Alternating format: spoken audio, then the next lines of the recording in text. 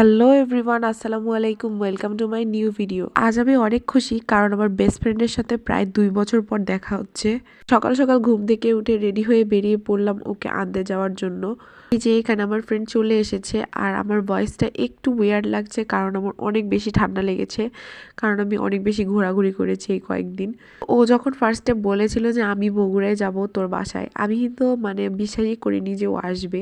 ও যে এখন চলে আসছে আমার এখন পর্যন্ত বিশ্বাস হচ্ছিল না যে ও আসছে। আমার খালি মনে হচ্ছিল যে না, আমি স্বপ্ন দেখতেছি।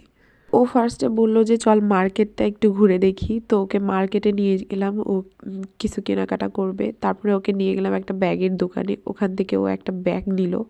আর বগুড়ায় জিনিসপত্রের একটু দাম কম, তা আমি ওকে বলেছিলাম, তাই ও বলেছে যে চল আমি শপিং করব। তারপরে ব্যাগ কেনা কমপ্লিট করে চলে আসলাম জুতার দোকানে।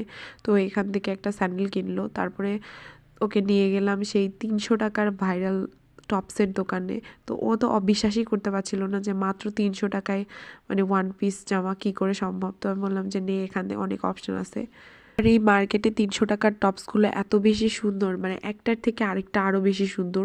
এখানে আসলে মনে হয় যে আমরা সবগুলো যদি কিনে নিতে পারতাম তাহলে খুব ভালো হতো। একটা টপসের থেকে আরেকটা বেশি সুন্দর। তো অনেকক্ষণ দেখা দেখি করার পরে একটা টপস সিলেক্ট করলো। এটা একটা নায়রা নিয়েছিল ও।